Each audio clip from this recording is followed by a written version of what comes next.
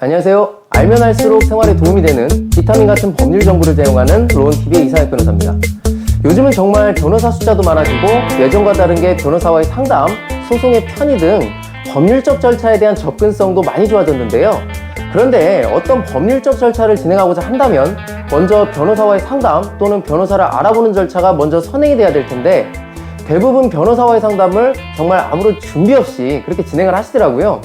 저도 인터넷 검색이나 회사 홈페이지 또는 유튜브를 보시고 법률 상담을 받고자 연락을 주시는 분들이 많이 있으신데 정말 답변을 드려야 되는 저로서도 어떻게 답변을 드려야 될지 아니면 답변을 드리면서도 선임 여부를 떠나서 정말 시간 낭비구나 싶은 상담 문의건들이 많이 있었습니다. 그래서 오늘은 변호사와의 상담 어떻게 하면 효과적으로 받을 수 있는지 알아보도록 하겠습니다. 먼저 법률 상담은 의뢰인이 궁금한 것을 문의를 하고 변호사가 답변을 하는 것이 그 기본이 돼야 되겠죠. 그렇다면 어떤 상담을 받고자 할 때는 어떤 절차를 진행하는 데 있어서 어떤 부분이 궁금하다, 이 부분이 먼저 명확해야 될 텐데요. 저도 답변을 드리면서 제일 답답했던 부분이 자신이 어떤 부분이 궁금하고 어떤 절차를 진행할 것인지조차도 모르고 먼저 법률 상담부터 덜컥 진행을 하시는 부분들이었습니다. 그렇게 되면 질문을 받는 사람 입장에서도 정말 답답하거든요. 왜냐하면 이러한 경우에 이렇게 되었을 때는 이렇다, 저렇게 되었을 때는 저렇다, 이런 식으로 경우의 수를 여러 개로 나누어서 설명을 해드려야 되는데 사실 모든 절차를 진행할 것이 아니라 이 중에서 결국 선택하는 방안은 하나이기 때문에 이러한 질문은 정말 시간 낭비가 되는 거죠. 그래서 변호사에게 법률 상담을 효과적으로 받는 방법 첫 번째는 사실관계를 정확히 설명하고 현재 진행하고자 하는 법률 절차가 무엇인지 명확히 밝힌 다음에 해당 절차와 관련한 사실관계 중에 궁금한 부분을 명확히 지적해서 물어보시는 것이 효과적입니다. 예를 들자면 제가 횡단보도를 건너는데 지나가던 차량이 신호를 위반하고 횡단보도에 있는 저를 충격해서 교통사고가 나서 5주 정도 상해 진단이 나왔다고 하겠습니다. 이 경우 제가 민사소송으로 손해배상을 청구하려고 하는데 변호사에게 진단서 말고 더 필요한 자료가 있는지 아니면 5주 진단서만 제출하면 법원에서 내가 다친 5주를 다 인정해 주는지 이런 식으로 질문을 했다고 한다면 이런 질문은 정말 깔끔하고 궁금한 부분이 명확하죠. 그럼 답변을 하는 변호사 입장에서도 정말 구체적이고 명료하게 답변을 줄 수가 있는 것이죠.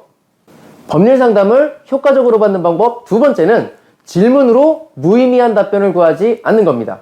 저는 상담을 하다 보면 그래서 승소 확률이 어떻게 되나요? 100% 이길 수 있나요? 이런 질문들을 정말 많이 받는데 세상에서 제일 의미 없는 질문이 이런 류의 질문입니다. 일단 예를 들어서 제가 99% 승소 확률이 있다고 말씀을 드렸습니다. 그럼 소송하면 무조건 승소한다는 건가요? 아니죠. 1%가 남았죠. 내가 재수 없이 그 1%에 해당할 수도 있는 겁니다.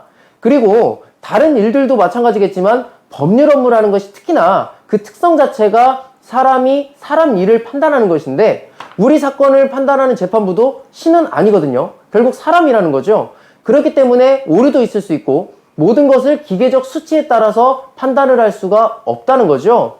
그래서 법률에도 변론 전체의 취지를 참작한다라고 규정하고 있기도 한데요.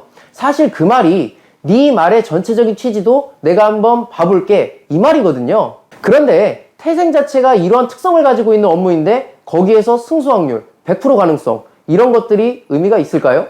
물론 어떤 사건들에 한해서는 100%라 장담할 수 있는 사건들도 있기는 합니다.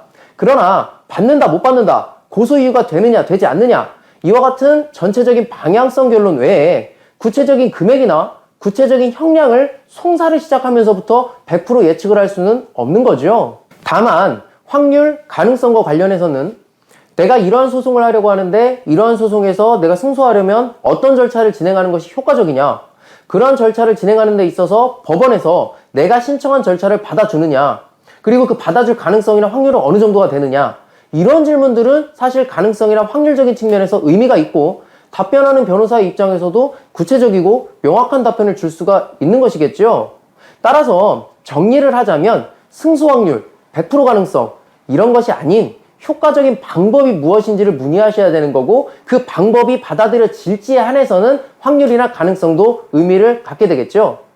법률 상담을 효과적으로 받는 방법 마지막 세 번째는 무료 법률 상담은 아무래도 피하시는 게 낫다는 겁니다. 아무래도 제가 변호사다 보니까 돈을 받고 상담을 해야 돈 버니까 저렇게 이야기하는구나 하실 수도 있을 것 같은데 사실 무료 법률 상담을 피하라는 이유는 돈 때문이 아니고요. 책임감 있는 답변을 구할 수 있느냐 이 문제 때문입니다.